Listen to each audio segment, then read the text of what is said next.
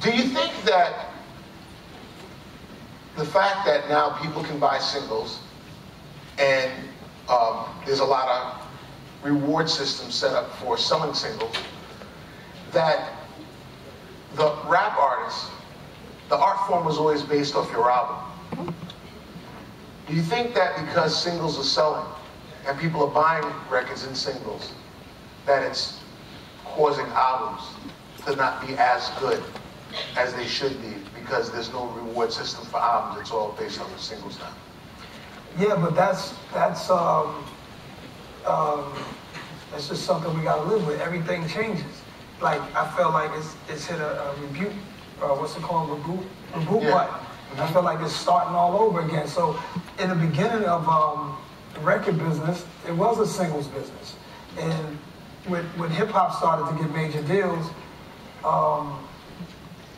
not a lot of rap records were selling. They were your main groups that were selling, and the rest was just single people. I think today, it's like that again. You have certain artists that you buy for that album. You know that this person, like a Kanye West, you want to hear, you know his singles could be big and sell lots of records, but you want to hear his album.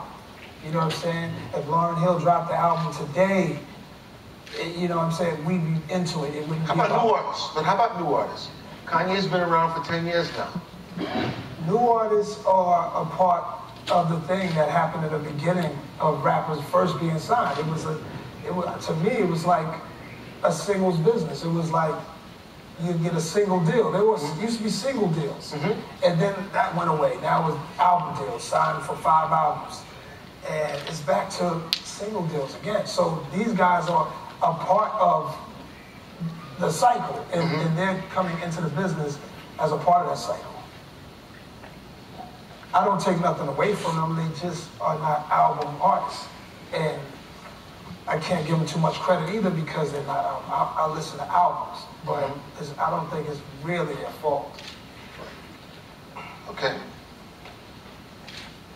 How has being a father of 2 children changed your music? I'll say, man, when my daughter was born, it scared me, man, because I was just starting to talk trash and crazy stuff. I was just getting loose. I had so many more bitches to say, you know. I was just starting to really wrap around these words, and, you know, and here she comes. And I was like nervous that I think I'd be embarrassed that she would hear me talking like that, you know what I'm saying? So it definitely changed, it toned my thing down, and made me, and not only musically, but you know, in life. My life, it calmed me down, it kept me out of the street. I thought, like, I have to be here for somebody else. I can't be going through, hanging with the wrong crowds, you know, all this stuff you do in the beginning of, when you're young, you know. So it made me grow up, yeah. It affected the music big time. I remember I have a very funny story with Nas. I figured we can go this back and forth, but let me just interject because of that history. There's so many, Nas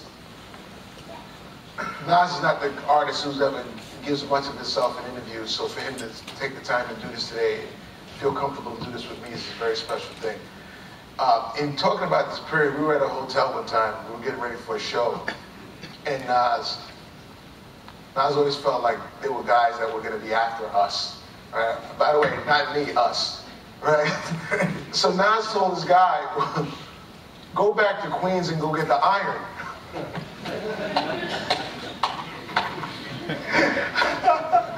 I remember that. And Nas was like, yo, we don't have a problem, go get the iron. The guy really comes back with an iron.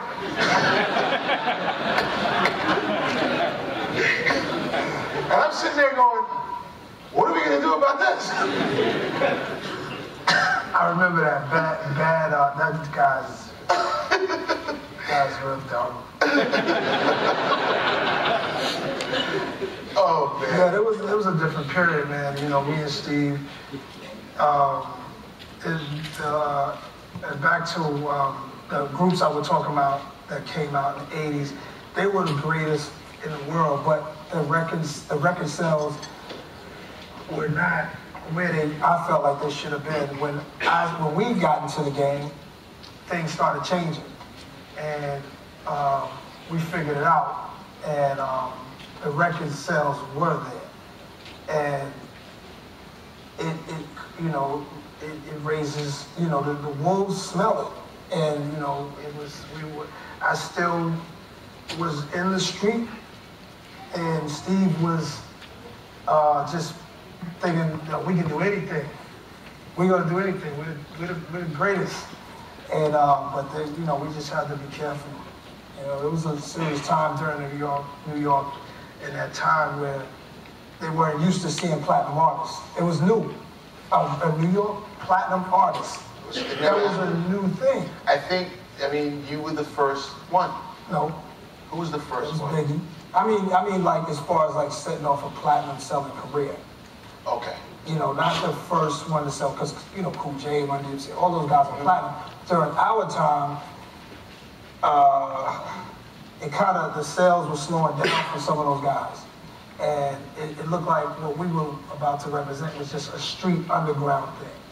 It seemed a little too dangerous, more dangerous than the Cool J's and the groups that came in. When Biggie represented Brooklyn, it was Brooklyn. When I represented Queensbridge, it was serious. So it was a lot more street element coming with this. You know what I mean? It was anti-Hollywood. It came from a street perspective all the way. Do me a favor, tell everybody about your relationship with Tupac. Tell everybody about, the confrontations, the conversations that you had with Tupac. Let's speak specifically about the night at the MTV Awards in New York City.